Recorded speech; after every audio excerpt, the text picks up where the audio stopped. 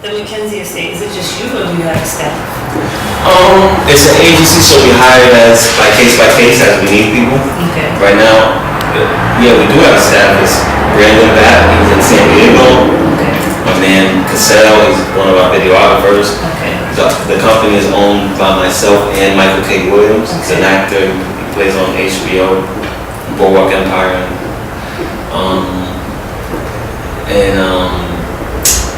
yeah, and I do have other help. I'm trying to think who else right now. But yeah.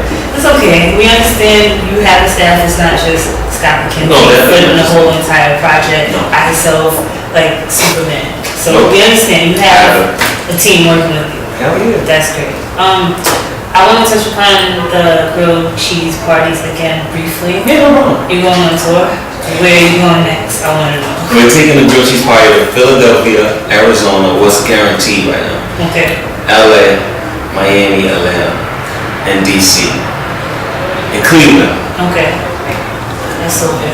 That's right now. Do you plan, like, let's say every state you go to, LA, Atlanta, it's a success. LA, wait, I said LA. But LA, Atlanta, right? Do you plan to go international? Like, would you do a cheese party in Paris? This wasn't my original intention, but I go by what the people ask, and I said, fuck it, that's what we gotta do. So if I go to London, I'm gonna let's do a random grilled cheese party in London. Why not? That would be so hot. No, we will. In due time. Because I want to knock all those states out, but then before June, and then maybe the last half of the year do Europe. I just have to build that energy to get to that level.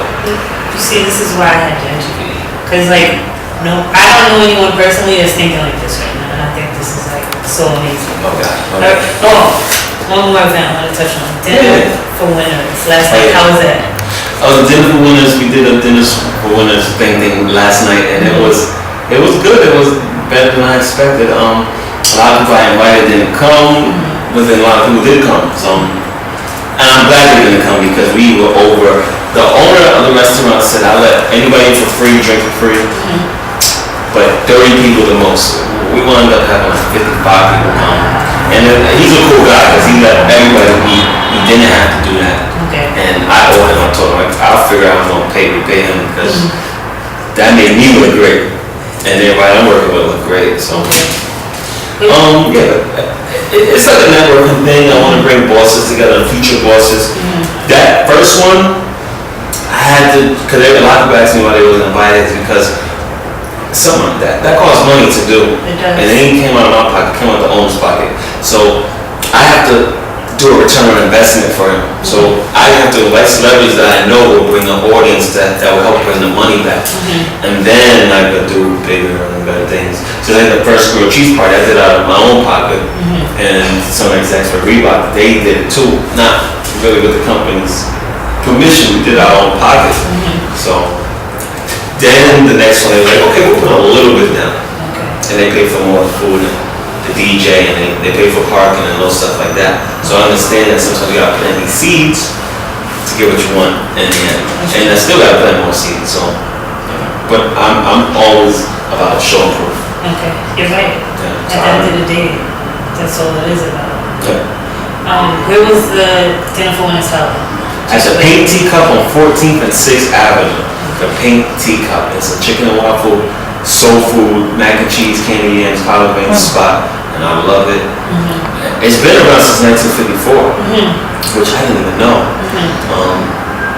A lot of people have eaten there, from Sam Cooke to Marvin Gaye to all these people. I was like, the history behind it is dope, but a lot of people don't know about this. But I didn't know about it until this year. Okay. And when I tell you about it, they go, yeah, I never seen that. So, that's a client of mine. We want to help people understand the history of this place. A lot of people don't even know that that type of place exists in Manhattan. Okay.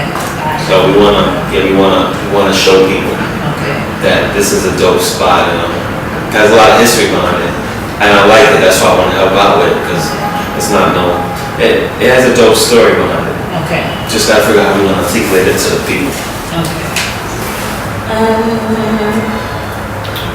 Now, I just want you to briefly describe the inspiration for both of your books. Your first book was the first book was The Online Diaries of Folklore. Yep. The second book was The Fortune of Misfortune. And I explained that, one book goes more into depth. To me, The Fortune of Misfortune goes more into depth than The Online Diaries of Folklore. But can you tell me your inspiration behind the books?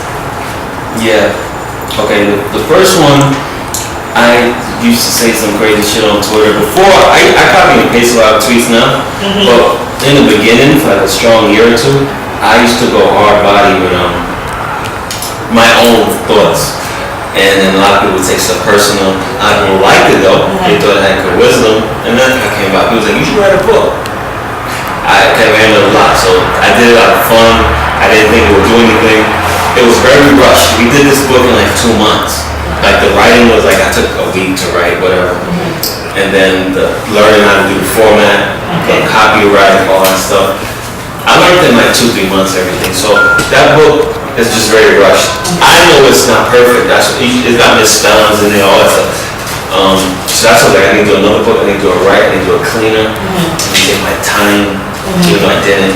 And that's what happened. I think even the fact that they're like misspellings and whatever have you, I think that makes it art. And like they talk about like Andy Warhol and like art on the back covers and like the introductions of the book, and like style is art. And I think it's true, like misspellings, and I think it makes it art basically. Like I don't think there's anything wrong with it. I know not to the people, but to you, you might find a flaw in you that I don't see. But like somebody was getting on me about my haircuts because I like to get my haircuts every 5 days. Because to me, after the 3rd day, I feel like my shit is peasy. But I get it. Okay. No, you don't need to get it done every 5 days, but so the same thing. Yeah. Okay. I feel like. You feel like you want to. Perfect. Yeah. So that's why I had to redo it. And you want to go again. Okay. And I learned a lot the first one. I'm not saying I got played or nothing like that. Life is life, business is business. I spent like $5,000 for this book. Okay. I didn't have to spend that. This book to get it done, $380. Okay. Because I didn't take time to learn about how to do a book. So you spent way more money doing this one. $5,000. By this book, you already knew like, okay, X, Y, Z. Well, it takes time to learn. Okay. And once I learned everything, I said, oh shit, I can do a book myself. The publisher at the end of the day is just a middleman to a printer. Nothing else. You could print your own books out. At the end of the day, you could go to Kinko's and fucking do it. It ain't much, But that's me thinking, oh, I need this, I need that to make it look this, and at the end of the day, I didn't need none of that stuff. Okay. I just needed to fucking do my research. Okay. So yeah, that's the books. Now we go to how do you manage to stay so genuinely humble? I can honestly say, as much as I've been working behind the scenes for like 10 years, not in any major industries, but like underground, local industries, I have not managed to meet anyone with such a genuinely humble and authentic presence. And I remember meeting you for the first time maybe a year or so ago, and you knew me from nowhere, but yet you still sat down and had a conversation with me. You're like, hey, I gotta go somewhere, I'll be right back, and you remembered to come back. And I'm like, wow, how does he stay so genuinely humble and authentic? So how do you do it? Oh, thank you. I mean, some people might not feel that way because sometimes everybody has their day.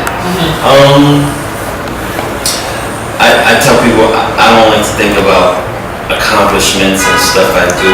I don't think about it the way somebody else thinks about it. Like, yeah, I'm doing this, I'm doing big things. If I talk about what I'm talking about on the internet, on Twitter or on Instagram, I'm not flexing at all. This is just my life. It's been my life. I was kind of born into the industry because my mother's a casting director. So I was kind of born into it because she didn't want to be a casting director. She used to be a dancer. Back in the day, casting directors scouted in clubs, and that's how they would cast for music videos. And she did Naughty by Nature, and she did Queen Latifah and all these videos back then. And the dance and shit. Yeah. And then she liked what the casting directors were doing. She was like, I want to be one, and she interned for one.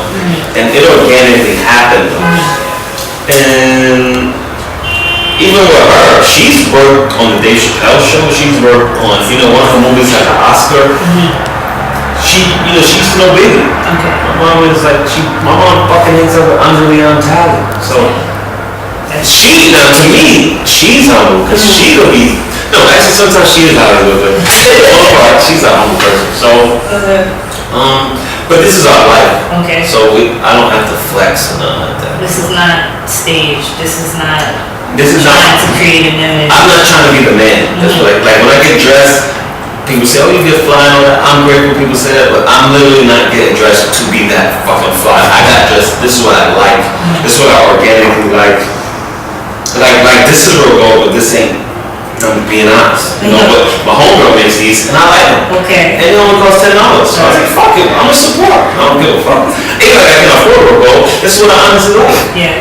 So I go about what I honestly like. I'm not doing it for anybody else. And that's the difference. I think most people are like buying a Benz to impress bitches and everybody else except the person who needs to be impressing, which is their mother, their grandmother, the people that really look out for them. Alright. At this point, what do you want to do that you haven't done yet? I want to do like 3 things. I want my own island, and I'm gonna call it happiness. Okay. Because I want this place to be a place like a paradise place where I can help people. Okay. Because I be stressing a lot myself. So. My own island. I want to show at HBO. I love HBO. They're like the only network that wins awards. Like only like 2 of the shows have never won awards or have failed, which was Deadwood. And Oz was their first original series ever, so that didn't win an award, but it did well. And I just like what HBO is about, and I want to one day have I don't want a series, I just want like a documentary, something on it. Okay. I don't know. So, and hopefully it happens. And I do have something else on. I want GQ magazine. You want to spread into GQ? I want to be in there on some like, this guy got next in the game. I respect GQ and not on no fashion shit, like how they did with Frank Ocean, Rookie of the Year. Like when they do the man the yearbook every December, I'm like, damn, I want to be one of the guys in here next to Jamie Foxx and Quentin Tarantino or something. I want to be looked at as one of the elite. So if a magazine like that could co-sign me, that's when I feel like I kind of did it. Like you done what you set out to do. Yeah. I like GQ. I really like GQ. Here's my piece. Great. That's it. This guy's crazy. You meant that. That's why I respect it. Thank you. Well. Yeah, thank you. Yeah. So I just want to say thank you, because you really could have said